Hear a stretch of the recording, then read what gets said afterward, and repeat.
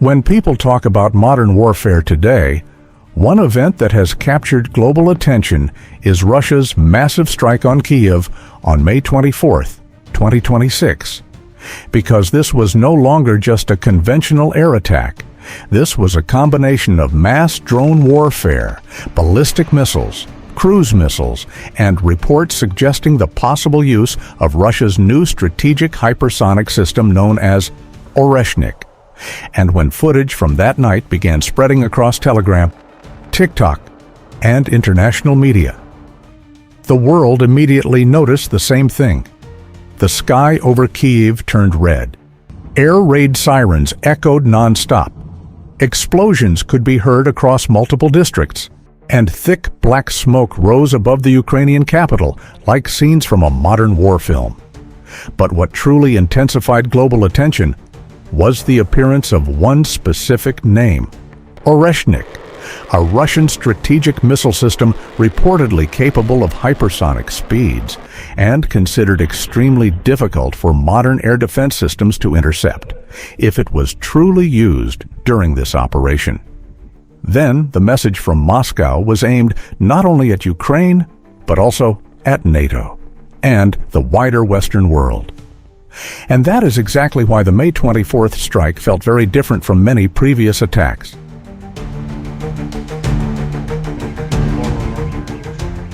As the early hours of May 24th began, Kyiv became a city that simply could not sleep. Wave after wave of drones entered Ukrainian airspace. The sound of engines echoed continuously overhead, and moments later, the sky filled with air defense intercepts, mid-air explosions, and streaks of fire cutting across the darkness.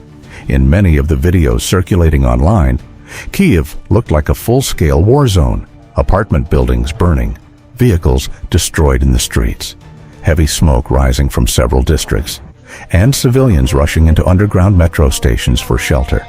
Some remained underground for hours, not knowing when the next wave would arrive. And this is one of the most terrifying realities of modern warfare. Sometimes, the most destructive part is not just the explosion itself, but the feeling that another strike could happen at any moment and continue throughout the entire night.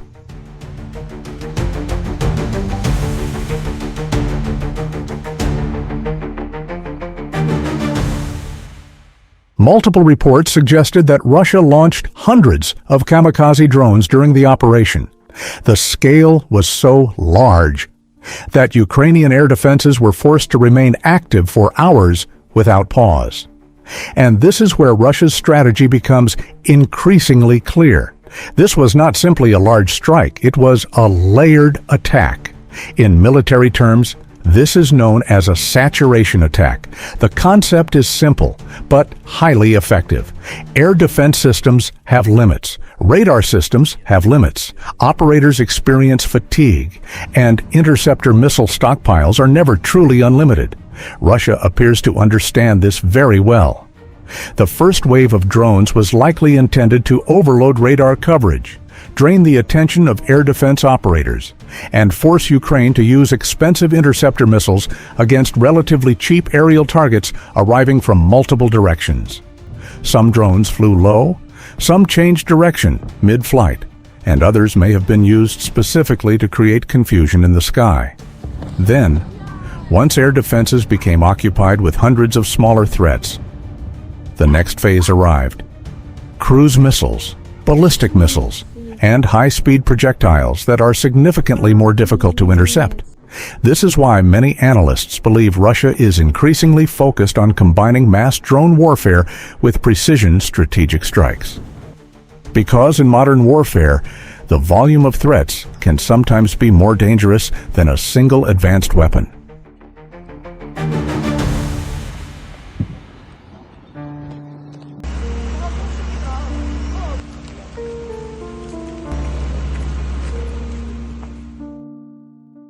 And in the middle of that attack pattern, one name quickly became the center of global discussion: Oreshnik. Several Russian military channels claimed that areas near Kyiv were targeted using the system, although independent verification remains limited. The mere possibility of Oreshnik being used immediately drew international attention, because weapons like this are not only about destructive power, they are also about psychological pressure and geopolitical signaling. Russia appears determined to demonstrate that it still possesses the capability to strike strategic targets at extremely high speeds, while leaving very little reaction time for the defending side. Hypersonic speed dramatically reduces the time available for modern air defense systems to detect, calculate trajectories, and intercept incoming threats. And in modern warfare, a few seconds can determine whether a target survives or is destroyed.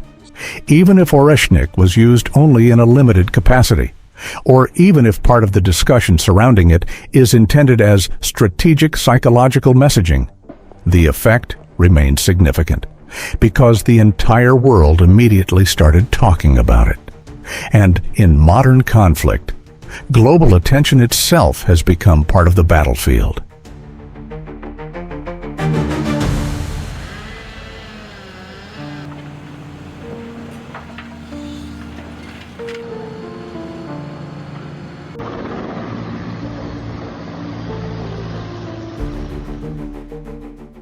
For the people living in Kyiv, that night was not only about explosions, it was about uncertainty. Sirens sounded, people rushed underground, and then they waited, not knowing whether the next explosion would land several miles away or directly above their own neighborhood. Some videos showed apartment buildings engulfed in flames, windows shattered by shock waves, and heavy smoke slowly covering parts of the city skyline.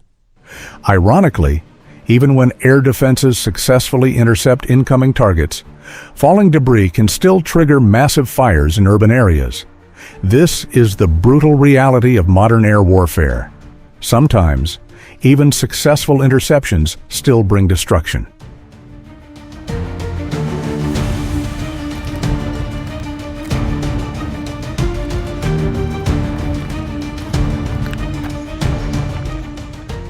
The attack also highlighted one of Ukraine's growing challenges: the cost of defending the sky. Kamikaze drones are relatively cheap compared to advanced interceptor missiles, which means, over time, the side capable of producing large numbers of low-cost threats can force its opponent to spend dramatically more resources simply trying to defend itself. And this is becoming a serious concern for Western countries as well, because maintaining nationwide air defense around the clock is not only a technological challenge, it is also an economic, logistical, and industrial challenge.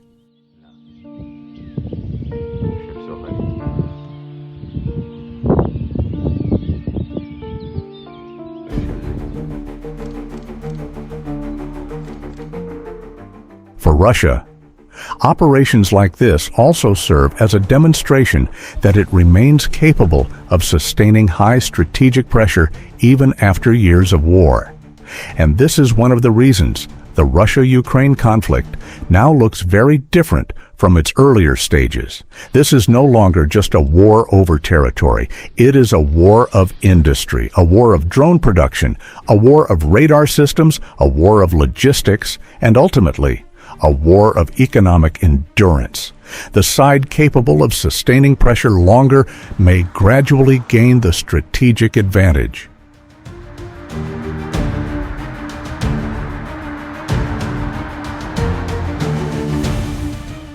And perhaps, this is the most important and most concerning part of modern warfare today, because the world is witnessing a major transformation in how wars are fought. In the past, military power was often measured through tanks, aircraft, and troop numbers. But now, large-scale drone attacks, layered strike tactics, and psychological pressure against major cities can create enormous strategic effects. And the question now is this: is this what the future of warfare will increasingly look like? Will major cities become harder to defend, even with advanced air defense systems? And is modern conflict slowly becoming less about territorial control and more about industrial production, technology, and endurance? Let us know your thoughts in the comments below, because on this channel, we are not just following global conflicts, we are trying to understand how the world itself is changing in real time.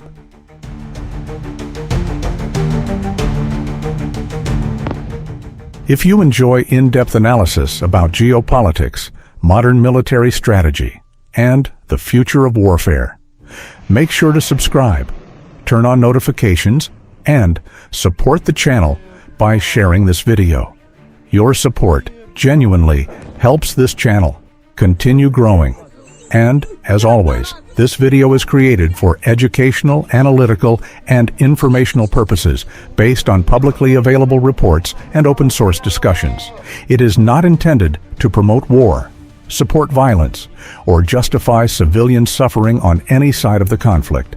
Because behind every missile, every drone, and every military strategy, there are still millions of people forced to live under sirens, smoke, and fear night after night.